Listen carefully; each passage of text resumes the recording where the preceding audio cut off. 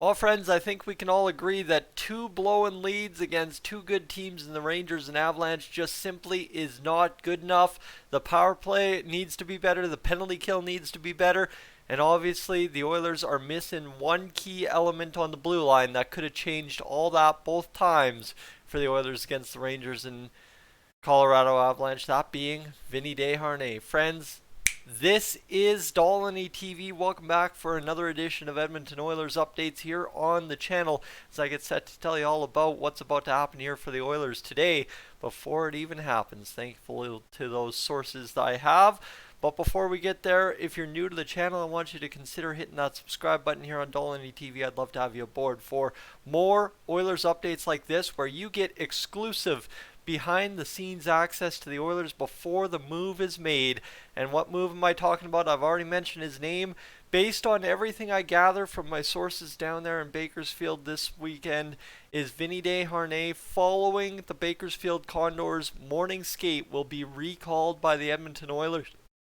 Pardon me, by the Edmonton Oilers in time for the game tomorrow against the Philadelphia Flyers. Now, what is important about that? Well, obviously, the Oilers had Evander Kane out of the lineup on the game against the Colorado Avalanche, which would put us down to the emergency recall threshold again. And if you don't know anything about Vinny Desharnais' contract as of yet, he does indeed meet that emergency recall threshold for the Oilers of 850 grand, which you have to be below to be recalled. Right now, the Oilers obviously with minimal cap space, 562,000. So that's why Vinny Deharnais was sent down to the minors. But as you look at his contract down there, 762.5. So he is right there in that threshold met for the Oilers, going down 11-6 for one game, and then two, allowing him to come up because of the 850 subcontract there for the Oilers. So that's where we sit right now. Obviously, the bigger picture here is how long Evander Kane is out.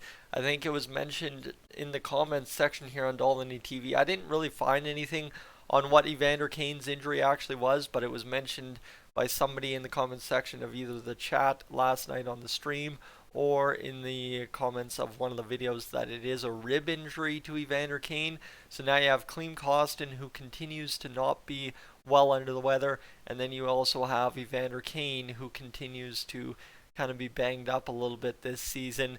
And for how long those two guys remain out, that'll be the question. What was nice, we saw Devon Shore make an immediate impact back in the lineup. He had 3 assists in I think 20 plus games this year and came in and scored an assist in his first game of 2023 with the Edmonton Oilers. And obviously, here's the bigger part. What do we know about Vinny Desharnais' impact and what he will make for the Oilers out there on the ice? Is the guy is a results driver for the Oilers. You think about everything that's happened since Vinny Desharnais has been up with the Oilers versus everything that's happened since he's been back down in Bakersfield. 2 blown leads, 2 extra time losses where the Oilers just looked like they just could not hold down the fort in the late goings to save their lives. Well, Vinny Deharnais was doing just that for the Oilers since that Ducks game all the way to the Wings game, and hopefully that does indeed continue for the Edmonton Oilers with Vinny Desharnais in the lineup. And I think, too, the results speak for themselves as Jay Woodcroft has deployed the 11-7 lineup, which would be what Vinny Desharnais allows us to get back to with Devon Shore on an emergency basis and him back there on the blue line, would be an 11-7, where the Oilers, since Jay Woodcroft has deployed that at the NHL level, have only lost 7 times in over the year that Jay Woodcroft has been behind the bench for the Edmonton Oilers. So that's another interesting thing to note, is that's 7 times in regulation. I guess I should double check the facts there and tell you correctly what I mean by 7 losses, but 7 losses in regulation. And obviously for the Oilers, what did I say here about the situation going into the trade deadline? It's fine to float it, right? We were good to float it until the deadline as long as you went positive.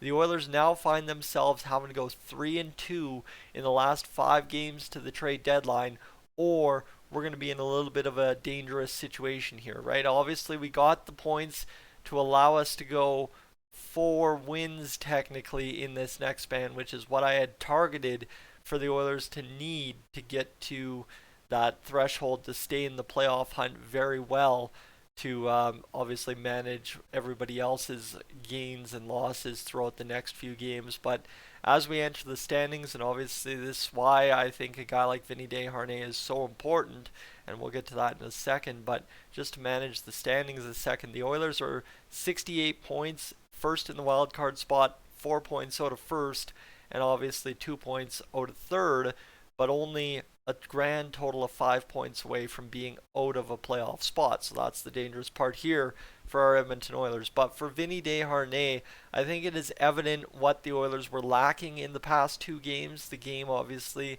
against the Rangers and the game 2 against the Colorado Avalanche is, you saw when the Oilers got down in the past several games, they got back into the fight. How'd they get back into the fight? By getting into a fight. And that's one thing that Vinny Deharnais brings that the current Oilers roster just simply does not have, when you need to rely on Darnell Nurse to play 26 minutes of ice time, when obviously Evander Kane's out of lineup and so is Klim Kostin. You just simply do not have that physically tough, beat you up element that a guy like Vinny Desharnais can bring. And it doesn't even mean that Vinny Desharnais has to be a heavyweight fighter, or he has to be out there knocking guys out, or that he even has to be getting into scraps. But when you look at his play in front of the net, right, it is physically intimidating. He erases people from the play. He destroys the opposition's net front presence in front of our guys, Jack Campbell and Stuart Skinner. So that's one thing that we've desperately missed in 2 games, and it's only been 2 games, and there's people talking about rebuilding. There's people talking about fold this team for this season and try again next year. We're just not going to make it. And friends, we were just talking about being first in the Pacific Division by missing a point a couple of days ago, and now all of a sudden with Vinny Desharnais out of lineup for 2 games in a row, there's already people talking about throwing away this season. So that's where we sit right now, though, is Vinny Desharnais is that impactful, and despite him coming up as an unknown rookie just only a couple of weeks ago, he is that much of a player that we need in the lineup at this point, and I will take him back up here on an emergency recall for the time being. Obviously, if unfortunately Evander Kane does land up on LTIR, we've kind of game planned for that scenario in last night's video, but that's where we just kind of sit right now, is another emergency recall for the Edmonton Oilers. And like I said, you aren't going to see this announced by the Oilers until after the Condors morning skates, so keep that in mind. Right now, I've got a breaking story here that we thought we'd get to this morning for you, and that's where we sit right now. All right, friends, I've got nothing more to say. I'm pretty much done, so if you're new to the channel, hey, you know what? Let's get to it. Hit that subscribe button here on Dolynny TV if you enjoyed the video today. I'm Tyson, this is Dolynny TV. I will catch you in the next one.